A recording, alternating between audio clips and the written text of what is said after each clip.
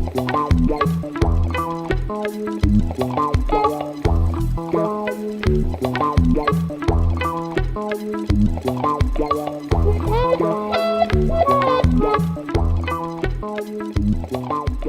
hi everyone, thank you very much to the organizers for the invitation. It's a great place, great meeting.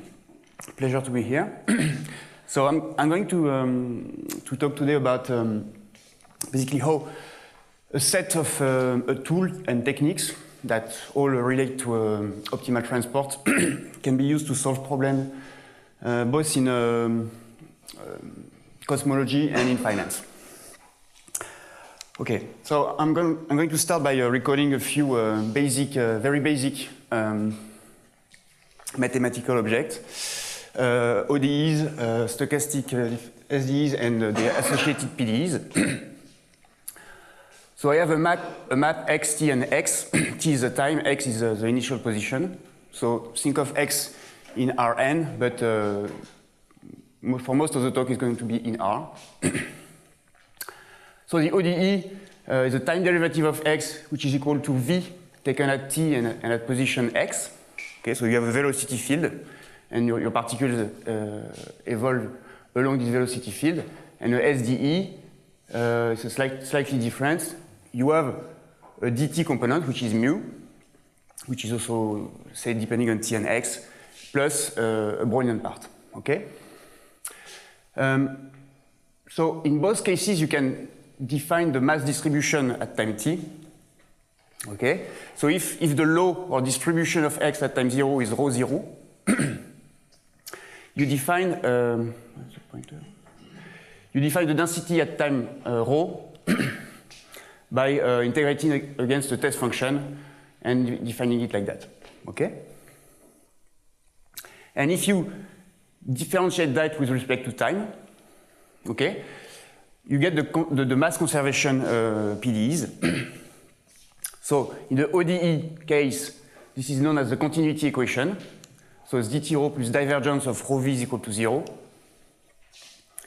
In the SDE case, it's known as the forward Kolmogorov equation or Fokker-Planck equation, which is a parabolic equation. Okay. So for the stochastic case, we will, for Riesz-neutral reasons, consider that mu is equal to 0, and we will let v to be equal to 1/2 of sigma square. So the capital sigma here is the square of little sigma in the 1D case, and the square of, in the sense of matrices in the multi-D case. Okay. Okay, so the general reconstruction problem. So you give yourself a cost function, okay? So you have a functional L that depends on rho and v. So v can be either the velocity or the sigma square over 2, okay? And you want to minimize the action of this cost function, okay, over all trajectories rho and v that satisfy basically that the initial and final mass distribution are given, and the v and rho are linked through the conservation of mass. Okay, so either the continuity equation or the Kolmogorov equation. Okay, so the difference between those two seems very tiny actually. Okay, so one example of such L is when L is equal to the integral over Rn of rho f of v for f convex plus g of rho, and g is convex as well. So you can add some kind of mean field term. Okay, and so note that for g is equal to 0, the integral of rho f of v is also equal to the expectation of just f of v. Okay, because it's going to be taken at time at position x, so implicitly it's multiplied by the density. Okay, so the trick, which will basically make everything work, is that also this guy here, if f is convex, this guy here is not convex in rho and v. Like rho v squared is not convex in rho and v. But it is convex in rho and j, where j is rho times v. Okay? So you have this representation formula for rho v square, okay? And more generally for rho f of v, which you can rewrite like that. You can formulate it as the supremum of affine function, so therefore it's a convex function. And f star is the Legendre transform of f. Okay? So now once f is convex, okay, your whole functional is convex in rho and j, okay? And so you're minimizing, and furthermore, the constraints, which are initial and final density and conservation of mass, define a convex set among all the pairs rho and g, because the constraints, you see, this is j here, so the constraints are linear in rho and j. So you have linear plus, you have convex constraints in rho and j. So you can use all the toolkit of convex analysis. Okay, so a few words about cosmology. So that's a work that has been done with people from the Observatoire of Nice. I'm sorry, that's a bit of... it was when I was doing my PhD in Nice, so it was during the early 2000s. So the problem is, we kind of know today the density of matter in the universe, at least partially, not too far from us. And we also know that just after the Big Bang, at this time, the density was quasi-uniform, also very concentrated, but still extremely uniform. And the question is from that, can we infer the initial position and initial speed of particles, which are basically the galaxies? Okay?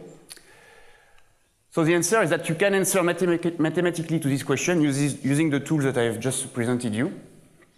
And this reconstruction is unique except in collapsed area where basically trajectories of galaxies have crossed.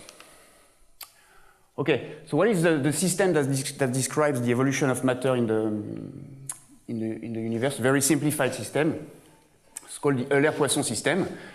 So you recognize here the continuity equation.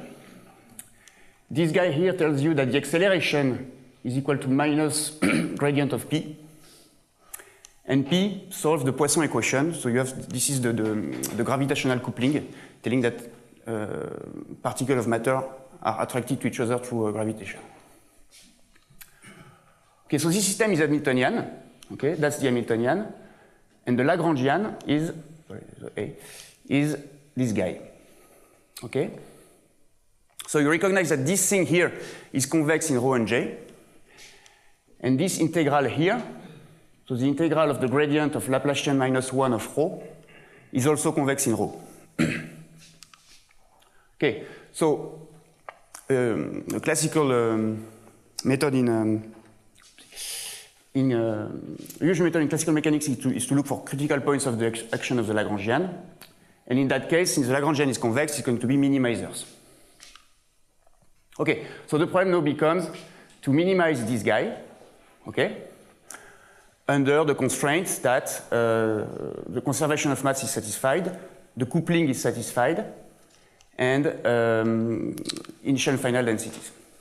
Okay, and so then you can use the usual duality theory, so known as the Fenchel-Rockefeller theorem, and assuming that there is an admissible family rho Jp that satisfies the constraint with a finite cost, which is not always an easy thing to do.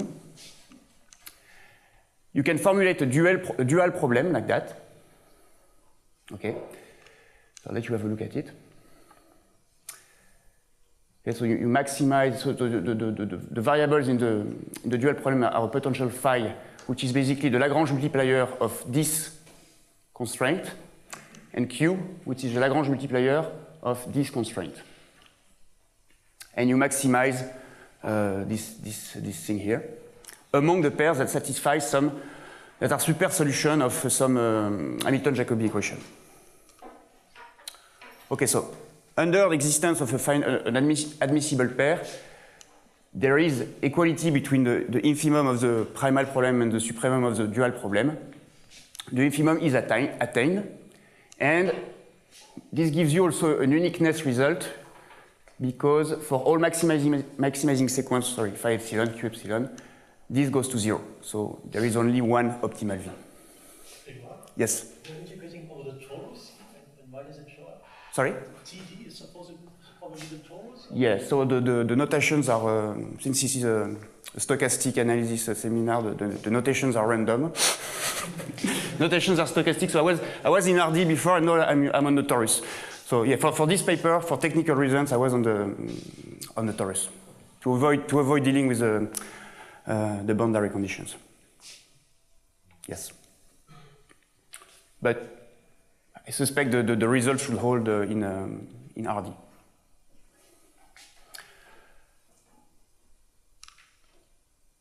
Okay, so well, this study has been taken to the to numerical simulations as well, and yeah, this plot is just to show you that by running an n-body simulation and trying to reconstruct the initial point, initial velocities and coupling, we were quite accurate. Okay, so enough with cosmology. So now I'm going to use this technology to basically calibrate a volatility model to match option prices. So this is a reminder about financial modeling, but I think I can go very fast through that. You're all familiar with these things. But okay, this work is about calibrating sigma here to match observed option prices. Okay?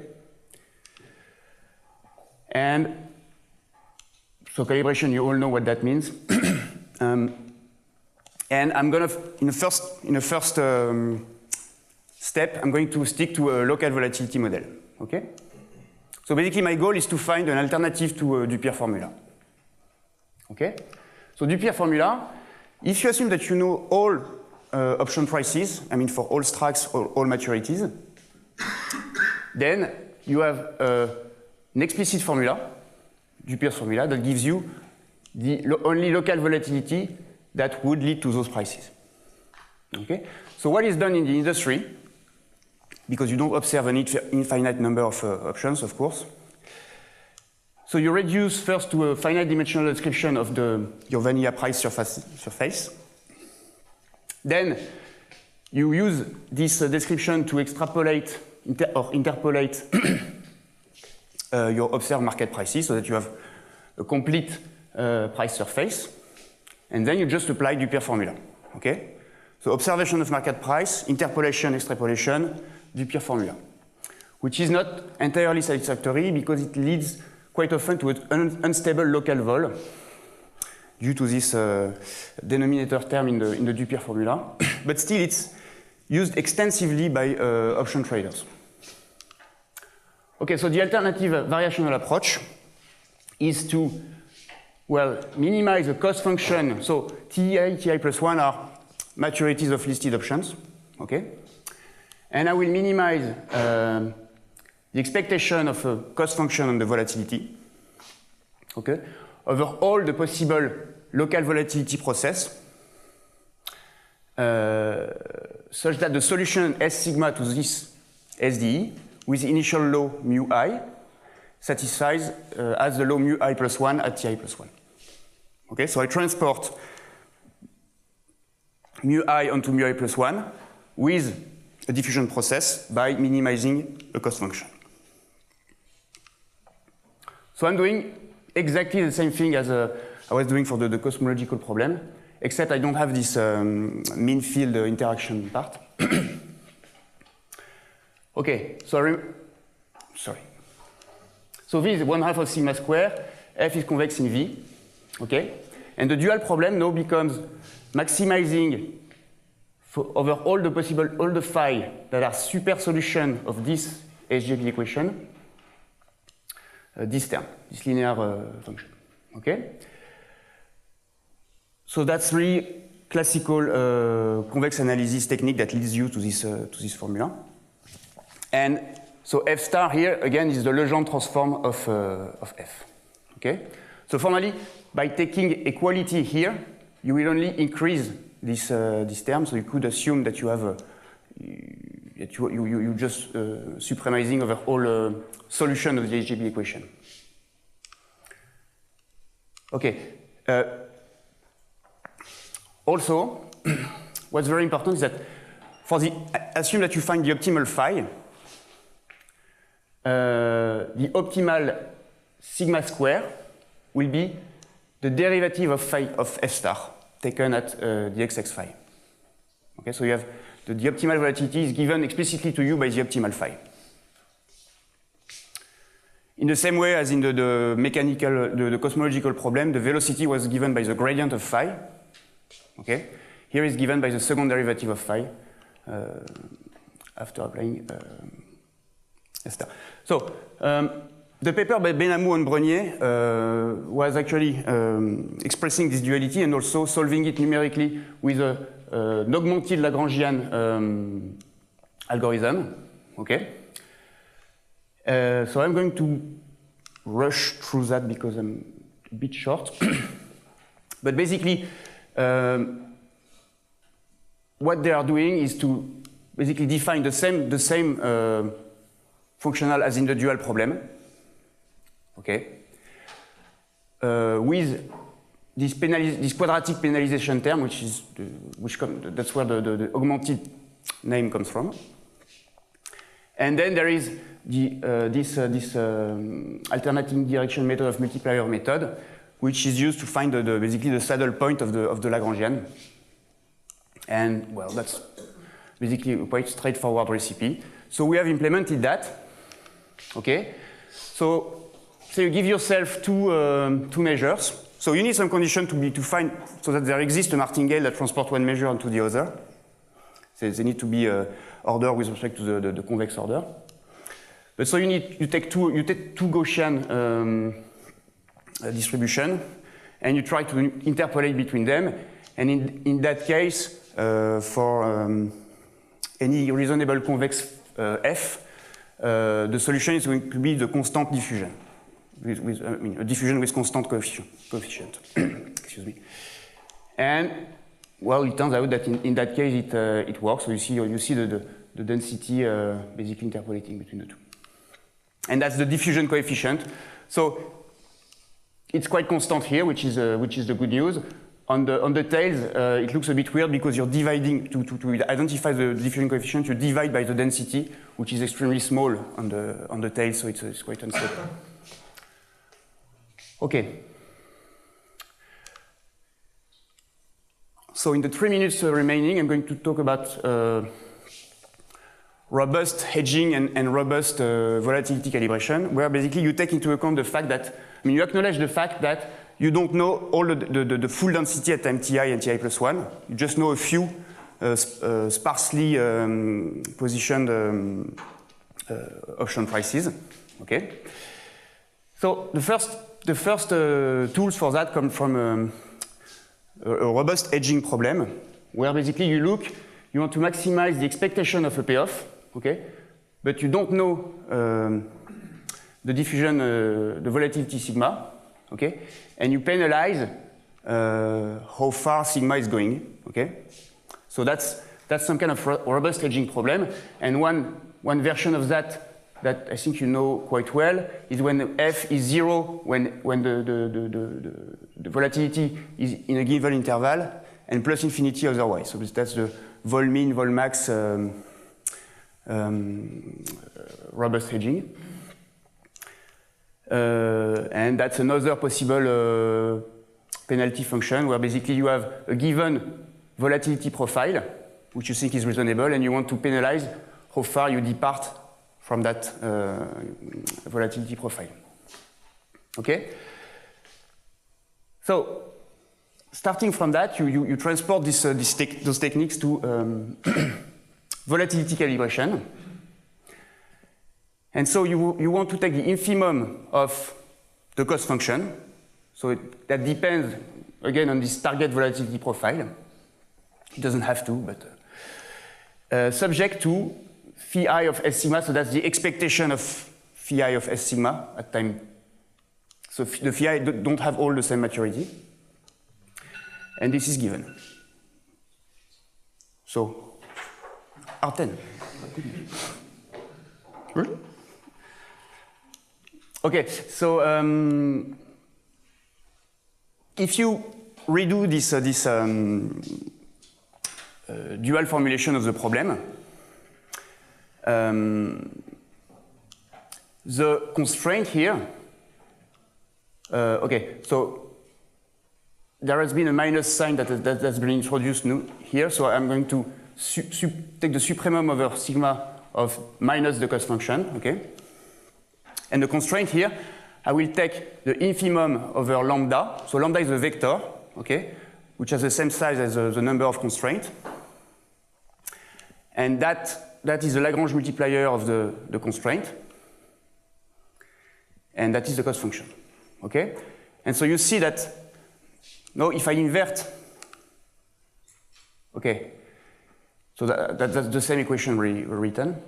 If I invert the inf and the sup, which I can do by duality, this part here you recognize the robust edging problem, which is so the Ci and the lambda ICI doesn't count in that part, and the phi is given, and so you're just maximizing the expectation of this payoff minus this cost function. Okay. So to solve the sup part, you need to solve an HJB equation, okay, which is the same as in the robust hedging problem, which is this PDE. Okay. So once you have solved this, you're able to compute this functional for a given lambda, and then you make a gradient descent with respect to lambda. Okay. So a nice thing is that the gradient of that thing with respect to lambda is equal to the expectation of phi I of S sigma minus Ci. So basically, well, if you take the derivative of that with respect to lambda I, well, you have this multiplier here. But then you should see a lot of other terms appearing, because if you change the terminal payoff, you're going to change the optimal volatility here. So it's going to change this term here and this term here. But since you are at a critical point here with respect to sigma, you don't see that. So the gradient with respect to lambda I is just this term here. And so you see that the gradient becomes 0 when basically the constraints are satisfied. Okay, so numerical simulations. So I look at functions of the volatility. So I give myself a reasonable profile of a volatility, which is, okay, there is a volatility profile which I think is reasonable, and I'm using that to extrapolate where I don't have any, I don't have any information on the price. So we generate vanilla option prices for 10 maturities and 11 strikes, and we try to calibrate this local volatility. Okay, so that's one example. You take your sigma hat with a constant skew, okay? And that's the volatility you obtain. So maturity goes from, time goes from 0 to 1, and those are the log of the spots. So you see that at each maturity you have a jump in time, okay? Because basically your algorithm is making a little effort to match the constraint. But the good thing is that in space you are very smooth, which is definitely an advantage compared to the Dupire formula. And this comes from the interior regularity that you have on solution to this parabolic equation, which means that under some conditions on F, which are quite reasonable, phi here is going to be very smooth regardless of the smoothness of phi. And so when phi is smooth, the volatility is smooth as well. Okay, so that's another example. So you see that the scale here is quite tiny. Huh? So you see basically the algorithm trying to to match each option price, and then trying to relax to get close to sigma hat. So this is actually quite fast. And well, it works quite well for still 100 constraints, which is not that small. And then we have extended that to local stochastic volatility calibration. So you look at a stochastic volatility model, very generic. ds is given by this evolution equation. You have a correlation between the Brownian of the spot and the Brownian of the volatility, which is given by rho. And V, the volatility, so V is sigma square, is driven by B, but I don't specify which model. We've looked at an Eston model in the applications, but it's not model dependent. Okay, and you consider the same problem, same robust hedging problem to start with, where your penalization function now is on sigma square and sigma rho. Okay, and so basically you want sigma square to be not too far from V, okay, and sigma rho to be not too far from well, a given rho and what some term which is given by the evolution of V, okay. So you basically you want your model to be as close as possible to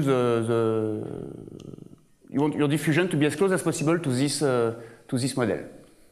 Okay, with a given rho. Okay, and then you can either look at robust hedging in that case, or also stochastic volatility calibration, where you will look for the supremum over all sigma and rho, and the infimum over lambda. So that's the constraint of observed market prices, and that's the cost function to keep your model in control. And so then it's a bit more tricky in terms of computation because you're in high dimension, but you can still. Here we were in dimension 2, so it was still doable, and the algorithm seems to be working quite well. So yeah, that's basically it. So some related works. Tan and Tuzi have looked already at this problem of optimal transport under controlled diffusion in control dynamics. That's the seminal paper by Benhamou and Brenier, where they introduced this fluid mechanical formulation of the optimal transport problem. That is so what I did about the cosmological extension of that. And I mentioned two very recent work, and I think so. I missed the talk of Matthias Beigelbock, but I think he talked about that, and he studied this problem from a more probabilistic perspective, but it's really the same problem he was looking at. And also recent work by Hussmann and Trevisan, where they look exactly at this, also at this Benhamou-Brenier martingale optimal transport. And that's it. Thank you very much.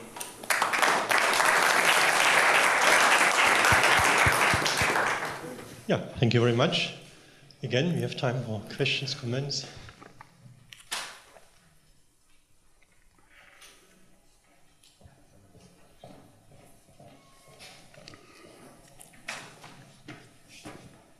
Is there a way to solve this erratic behavior when you jump to maturities? I mean, when you... Say it again? The erratic behavior of the volatility yes. surface when you arrive to a maturity? Yes. I mean, can you tune a little bit the, I don't know, the penalization or? Yes, so you can play with the cost function. You see, you can play with the exponent here. The thing is that you will always have this